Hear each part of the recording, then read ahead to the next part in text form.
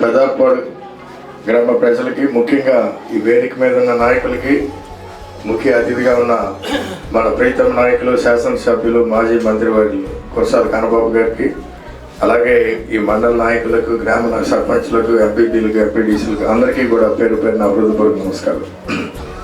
ఇప్పుడే మీకు కన్నబాబు గారు గుర్తు చేసినట్టు నేను కూడా మీకు కొన్ని, ఎందుకంటే ఇప్పుడు చాలా చాలా కీలకమైన దశలో ఉన్నాం. ఇంకో 35 రోజుల్లో మనకి ఎలక్షన్లు ఉన్నాయి, మే 13వ తారీఖున. దాన్ని ఉద్దేశించి మీకు కూడా, ఎందుకంటే మీరందరూ కూడా ముఖ్యమైన వ్యక్తులు ఈ గ్రామానికి.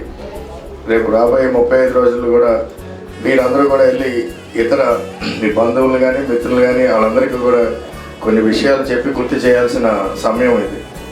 ఎందుకంటే కరోనా వచ్చి ఆల్రెడీ 3 సంవత్సరాల పైన అయింది. మనం ఆ రోజున ముఖ్యమంత్రి జగన్మోహన్ రెడ్డి గారు ఏ విధమైన పరిపాలన అందించారు, ఏ విధంగా, ఎందుకంటే ఏ రాష్ట్రంలో కూడా ఈ విధంగా జరగలేదు కరోనా సమయంలో.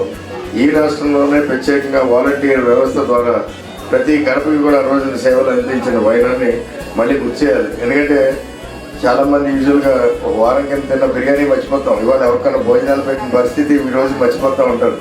అలాంటిది ఆ రోజున జగన్మోహన్ రెడ్డి గారు ఏ మాదిరిగా కరోనా సమయాన్ని ఆదుకున్నారు. అలాగే ఈ రాష్ట్రంలో ఆయన ముఖ్యమంత్రి అయిన కాడి నుంచి 2 సంవత్సరాలు కరోనా వచ్చిన తర్వాత 2.5 సంవత్సరాల పరిపాలనలో కూడా భారతదేశంలో ఏ ముఖ్యమంత్రి చేయని విధంగా ఈ రాష్ట్రంలోనే మన ముఖ్యమంత్రి, పేదల ముఖ్యమంత్రి, వైఎస్ఆర్ కాంగ్రెస్ పార్టీ అంటే పేదల పార్టీ 2,77,000 కోట్లని డైరెక్ట్గా ప్రతి పేదవాడి కుటుంబానికి డైరెక్ట్గా అందే విధంగా కూడా ఆయన డైరెక్ట్ బటన్ ద్వారా నొక్కి మీ అకౌంట్లో వేయడం జరిగింది. ఇవన్నీ కూడా గుర్తు చేయాలి, గుర్తు చేసుకోవాలి. అలాగే వాలంటీర్ వ్యవస్థనంతా తీసుకొచ్చి పరిపాలన మీ గడప వద్దకు వచ్చే విధంగా కూడా జగన్మోహన్ రెడ్డి గారు ఆలోచన చేయడం జరిగింది. ఎందుకంటే ఇదివరకు గతంలో ఏముండేది, మీరు మండల ఆఫీసులకో జిల్లా ఆఫీసులకి వెళ్ళాల్సి వచ్చేది చిన్న చిన్న పనులకి. ఈవెన్ రేషన్ కార్డు సమస్య వచ్చినా ఎమ్మెల్యే గారి ఇంటికో లేకపోతే వాళ్ళ ఇంటికో వీళ్ళింటికో తిరగాల్సిన పరిస్థితులు ఉంటాయి. కానీ జగన్మోహన్ రెడ్డి గారు తెచ్చిన వాలంటీర్ వ్యవస్థ ద్వారా మీ గడప వద్దకు వచ్చి మీ అవసరాలు తెలుసుకుని పనిచేసిన పరిస్థితులు గత 3 సంవత్సరాలుగా కూడా 4.5 సంవత్సరాలుగా కూడా చూస్తూ ఉన్నారు. ఇవన్నీ కూడా గుర్తు చేయాలి. ఎందుకంటే ఇవన్నీ కూడా ఆలోచన చేసి పెట్టడానికి జగన్మోహన్ రెడ్డి గారి ముఖ్య కారణం ఈ రాష్ట్రంలో పేదరికాన్ని శాశ్వతంగా నిర్మూలించాలనే ఆలోచనతోనే ఇవన్నిటికి కూడా పెద్ద పెట్టేసి ఈ విధమైన పరిపాలన ఈ రాష్ట్రంలో పెట్టడం జరిగిందని చెప్పి కూడా మీరందరూ గుర్తు చేసుకోవాలి. ఎందుకంటే దానికి ఉదాహరణ గతంలో చంద్రబాబు నాయుడు గారి పరిపాలనలో కానీ 2019 జగన్మోహన్ రెడ్డి గారి పరిపాలనలో తేడా ఏంటంటే, మొన్నే మన ప్రధానమంత్రి గారి సలహా మండలి నీతి ఆయోగ్ నుండి కొన్ని అంకెల్ని ఇవ్వడం జరిగింది. ఎందుకంటే ఈ రాష్ట్రంలో పేదరికం 2019 ముందు 11.4% ఉండేదట పేదరికం. జగన్మోహన్ రెడ్డి గారు వచ్చిన తర్వాత 5 ఏళ్లలో మొన్న తీసుకున్న గణాంకాల ప్రకారం 4.2% పడిపోయింది. అంటే సగం పైగా పేదరికం తగ్గిపోయింది ఈ రాష్ట్రంలో. జగన్మోహన్ రెడ్డి గారు మొట్టమొదట టర్మ్ పరిపాలనలోనే కేవలం ఆయనకి ఇచ్చిన 5 సంవత్సరాల్లో 2 సంవత్సరాలు కోవిడ్ కరోనా తీసేస్తే ఆయనకి ఇచ్చిన 3 సంవత్సరాల పరిపాలనలోనే ఇంత గొప్పగా పరిపాలన చేసి ఈ మాదిరిగా పేదరికాన్ని తగ్గించిన ఘనత మన ప్రీతమ ముఖ్యమంత్రి జగన్మోహన్ రెడ్డి గారు. రాబోయే మళ్ళీ మరొకసారి అన్నీ కూడా గుర్తు చేస్తూ అదే విధంగా సంక్షేమ కార్యక్రమాలు మీకు కొనసాగాలన్నా, అదే రకమైన పరిపాలన కొనసాగాలన్నా మళ్ళీ మన పేదల పార్టీ వైఎస్ఆర్ కాంగ్రెస్ పార్టీ రావాలి, మళ్ళీ జగన్మోహన్ రెడ్డి గారి ముఖ్యమంత్రిగా ఉండాలని చెప్పి కూడా మీరందరూ కూడా ఆలోచన చేయాలి.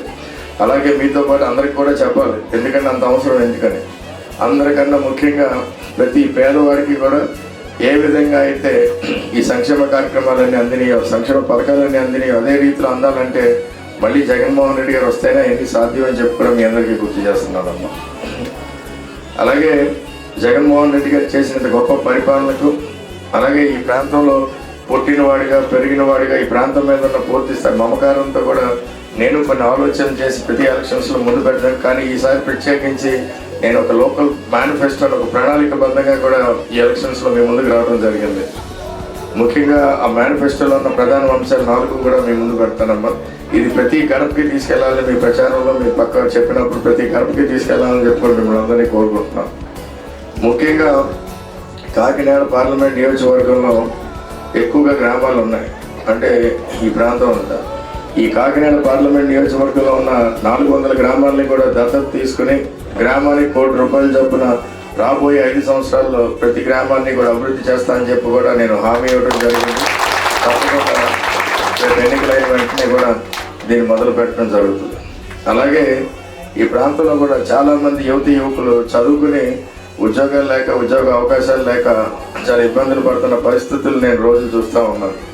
ఎందుకంటే గత 10-15 ఏళ్ళుగా కూడా మా సంస్థల్లోనే కాకినాడ పార్లమెంట్ పరిధిలో ఇంచుమించు 3,000 మందికి పైగా పనిచేస్తూ ఉన్నారు. సో దానివల్ల మాకు రెగ్యులర్గా బయోడేటాలు పట్టుకుని మా ఆఫీసులకు వస్తూ ఉంటారు. అలాగే ఇవన్నీ చూసి ఇంత పెద్ద మొత్తంలో వస్తున్నారని చెప్పి నేను ఒక 7 నెలల కిందట ఒక జాబ్ మేళా నిర్వర్తించడం జరిగింది జేఎన్టీయూలో కాకినాడలో. ఆ జాబ్ మేళాలో అట్లీస్ట్ ఒక 2-3 వేల మంది ఒకేసారి ఉద్యోగాలు ఇవ్వాలని ఒక 100 కంపెనీలు, తెలిసిన కంపెనీలు వాళ్ళని తీసుకుని వచ్చి ఇక్కడ ఇంటర్వ్యూలు ఏర్పాటు చేస్తే మాకు మొట్టమొదటిసారిగా చిన్న అనుభవం కలిగింది. ఎందుకంటే 2 రోజుల్లో ఒక 2-3 వేల మంది వస్తారు అనుకుంటే ఇంచుమించు 20,000 మంది వచ్చారు బయోడేటాలు పట్టుకుని. సో అందులో కొంతమందికి ఇంటర్వ్యూలు చేసి వాళ్ళు ఒక 3,000 ఉద్యోగాల దాకా ఇవ్వడం జరిగింది. కానీ ఆ రోజున ఇంతమంది యువకులు ఉద్యోగాల కోసం ఇక్కడ ఎదురు చూస్తున్నారు అన్న ఆలోచనతో మనం ఆ రోజు నుంచి కూడా కొన్ని ప్రణాళికను రూపొందించుకుని, ముఖ్యంగా ఏమైందంటే భారతదేశంలో చాలా ఉద్యోగ అవకాశాలు ఉన్నాయి, అలాగే విదేశాల్లో కూడా చాలా ఉద్యోగ అవకాశాలు ఉన్నాయి. కానీ మన పిల్లలు చదువుకున్న వాళ్ళు ఐటీఐ కానీ, పాలిటెక్నిక్ కానీ, BSc, BCom, BTech, MBA, MCL ఈ డిగ్రీలు అన్నిటితో చదువుకున్న కానీ వాళ్ళు ఇంటర్వ్యూలకు వెళ్ళేటప్పటికి ఇంటర్వ్యూలో ఫెయిల్ అవుతున్నారు. లేకపోతే మనం ఉద్యోగాల్లో పెట్టగలిగాం, ఓకే సునీల్ గారు రికమెండ్ చేసిన ఉద్యోగాల్లో పెట్టుకున్న వాళ్ళు నెల తిరగకుండా కూడా మానేసే పరిస్థితులు కనబడుతున్నాయి. ఇవన్నీ ఎందుకు అనుకుంటే వాళ్ళకి సరైన శిక్షణ లేక, వాళ్ళు డిగ్రీలో ఉన్న సరైన శిక్షణ లేక ఉద్యోగాల్లో సరిగ్గా నిలబడలేని పరిస్థితులు, అది ఇంటర్వ్యూల్లో ఫెయిల్ అవుతున్న పరిస్థితులు ఉన్నాయి.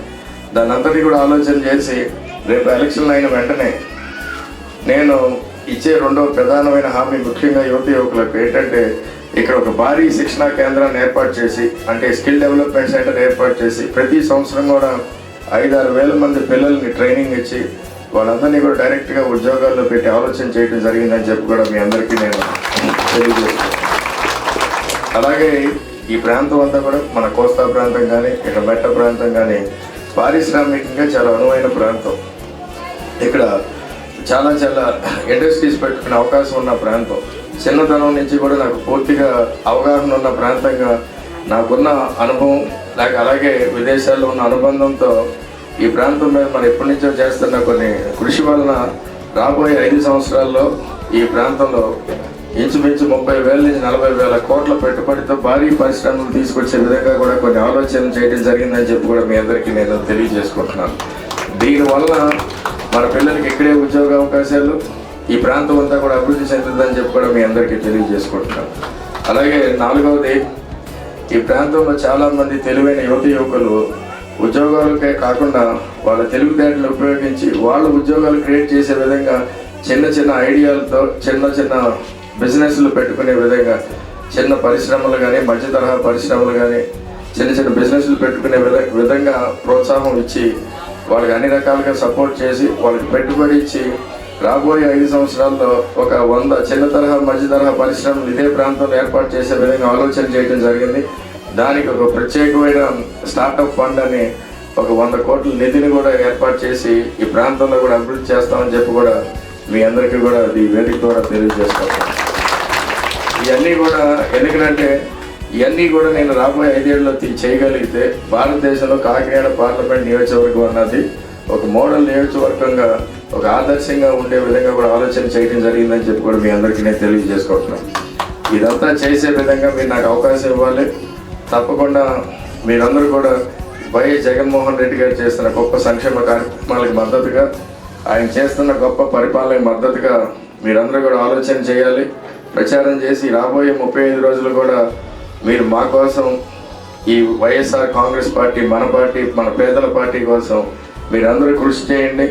తప్పకుండా రానున్న 5 సంవత్సరాలు కూడా మీ అందరికీ మేము అందుబాటులో ఉంటూ ఇక్కడ కాకినాడ రూరల్ నియోజకవర్గంలో కన్నబాబు గారు కానీ, కాకినాడ పార్లమెంట్ ఎంపీగా అభ్యర్థి, ఇప్పుడు అభ్యర్థి రేపు ఎంపీగా మీకు పూర్తి స్థాయి అందుబాటులో ఉండి ఈ ప్రాంతాన్ని అభివృద్ధి చేసుకుందాం.